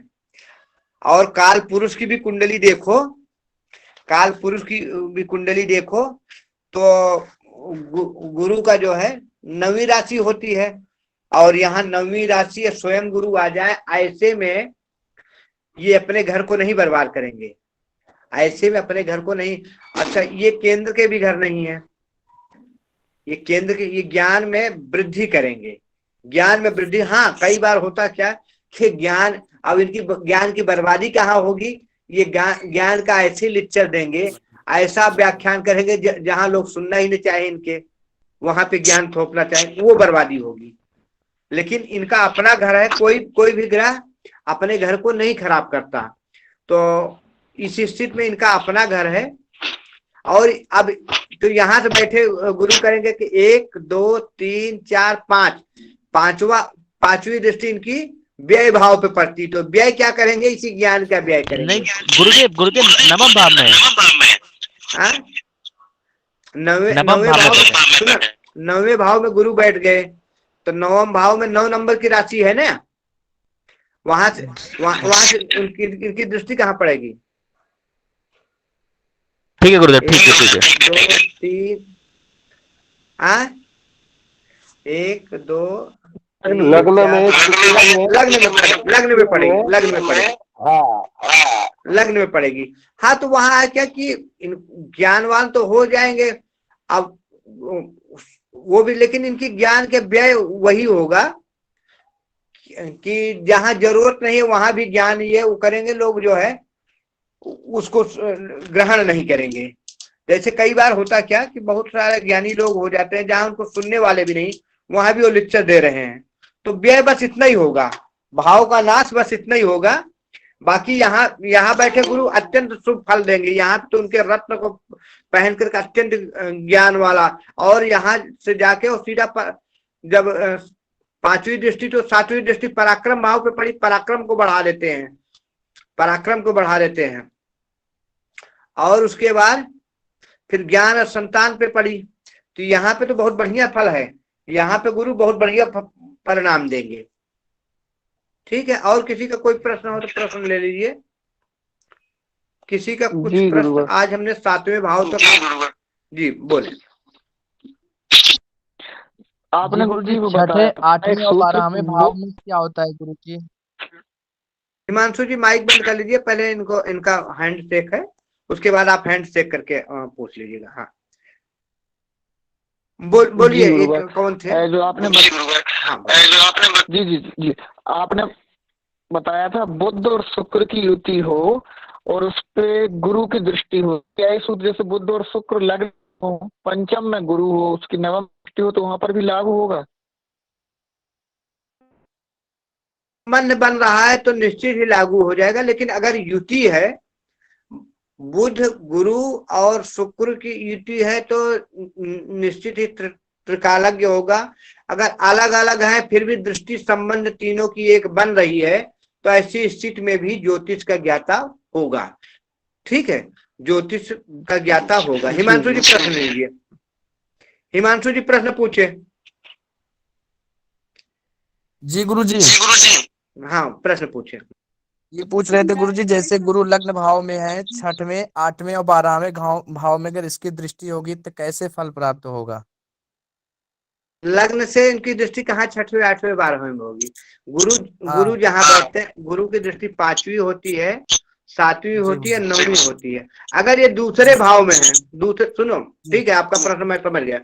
अगर इनकी ये दूसरे भाव में है, धन भाव में है, तो अभी एक कुंडली शेयर की गई है, आप देख रहे हो जी? एक कुंडली अभी, हाँ आपके ग्रुप में शेयर की गई है, उसमें गुरु लिखे हैं 1 नंबर राशि लग्न में है, 2 नंबर धन भाव में, 3 नंबर पराक्रम भाव में, 4 नंबर जो है सुख भाव में, 5 नंबर जो है, तो अगर वहां 6 नंबर राशि लिखी है 6ठे भाव में, 7 लिखी है भारिया घर में, और 8 नंबर राशि लिखी है क्या कहते हैं अष्टम भाव में। अब आपको 6ठे 8वें 12वें के देखना है, तो अगर यहाँ गुरु जी जो त्रिशदाय योग होता है उसके बारे में। हाँ, आप माइक बंद कर लीजिए।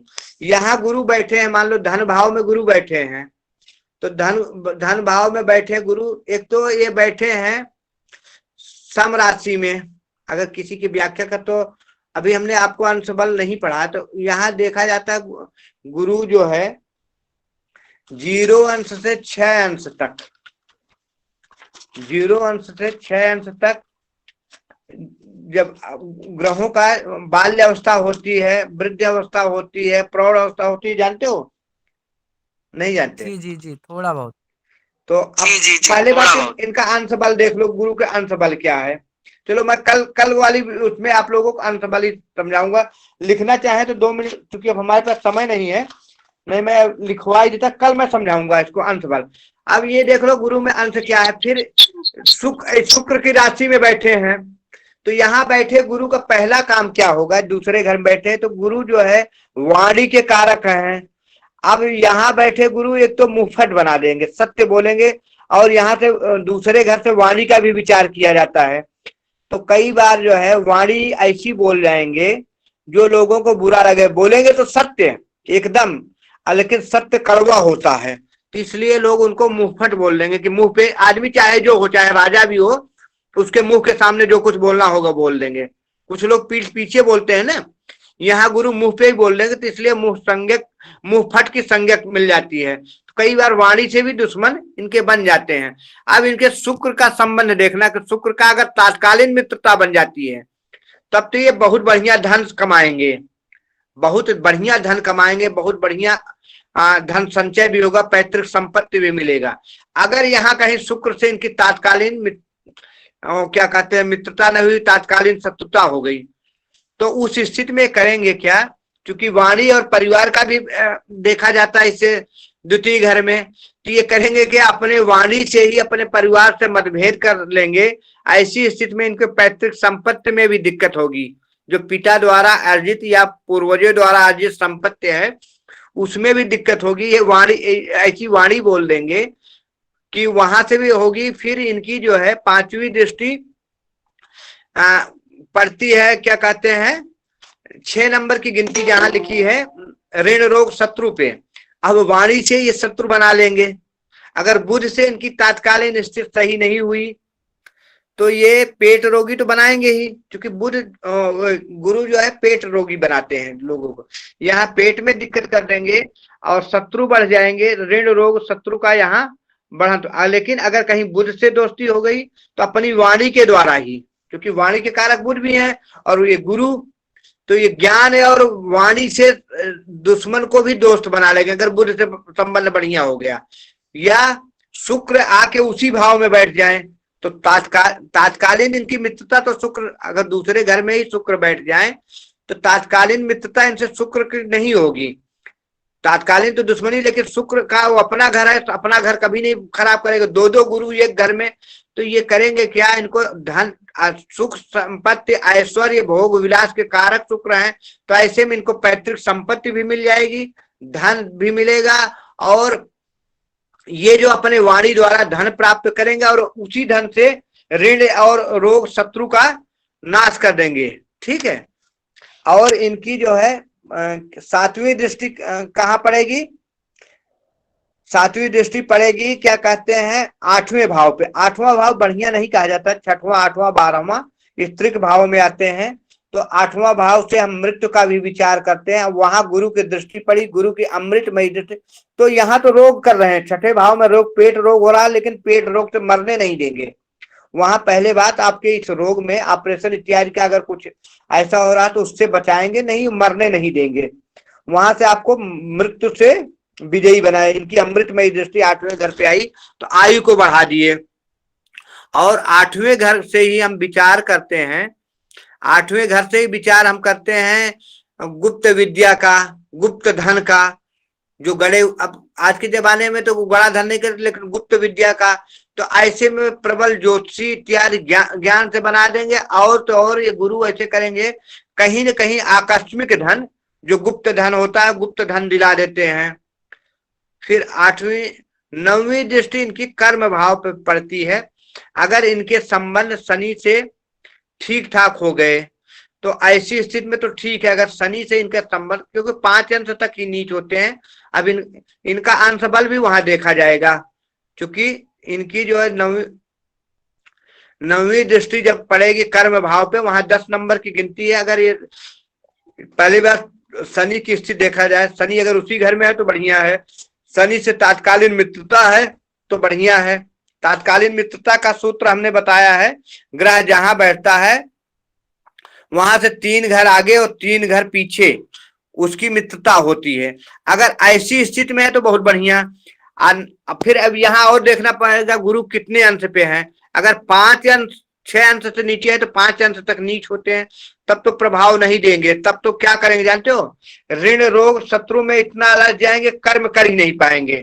और नहीं तो अगर उससे ऊपर के अंशों में गुरु हैं तो ऐसी स्थिति में अपने पराक्रम से, अपने उससे क्या कहते हैं कर्म से ऐसा कर्म करेंगे कि वहां से अच्छा धन संचय हो जाएगा, अच्छा धन संचय हो जाएगा। नहीं तो धन का अपव्यय जो है ऋण रोग शत्रु में ही होगा, बीमारी में होगा, और इन्हीं की वजह से कार्य भी नहीं कर पाएंगे क्योंकि वो कर्म वाला भाव है। तो ये सारे भाव खराब हो जाएंगे। हिमांशु जी समझ गए? जी गुरु जी। हाँ, कोई शंका? नहीं गुरु जी। समझ गए आचार्य जी, टाइम हमारा अब जो है जाने का हो रहा है, लेकिन आपका हाथ है तो 1 मिनट में प्रश्न कर लीजिए जल्दी से। ये किसका हैंडशेक है? ये है किनका है? नाम नहीं आ रहा है, एक बार हैंड किसका शेक है? हाँ, प्रश्न पूछे, नाम बताएं अपना। मेरा नाम जिगीश उपाध्याय गुरु। हाँ उपाध्याय जी, प्रश्न पूछे। हाँ, मेरा धनु लग्न है जी, और दूसरे स्थान में मकर राशि के सूर्य चंद्र उपाध्याय जी, ऐसा कि अब हमारा समय भी मुझे कहीं ड्यूटी जाना होता है, मैं 10 बजे ड्यूटी करता हूँ, तो आप मेरा नंबर है इसमें, उसमें होकर के एक बार मुझे फोन कर लेना कल, या अभी मैं 10 बजे ड्यूटी पे जा रहा हूँ, तो 10 बजे के बाद आप मान लो 10:30 तक, क्योंकि 10 बजे जाऊंगा तो थोड़ा लोगों को काम वगैरह बताना पड़ेगा, तो 10:30 बजे के बाद अगर आप जगते हो तो अभी फोन कर लेना, नहीं सुबह फोन करके। जिनकी पर्सनल कुंडली है, हाँ, उस पर अपना प्रश्न पूछ सकते हैं। संजय जी, जी हाँ, तो सीखने के लिए कल पूछ संजय जी, सभा को विश्राम दीजिए, वो क्या कहते हैं संध्या, क्या बोलते हैं, शांति पाठ करके। हाँ, आप लोगों को जिनसे शांति पृथ्वी शांति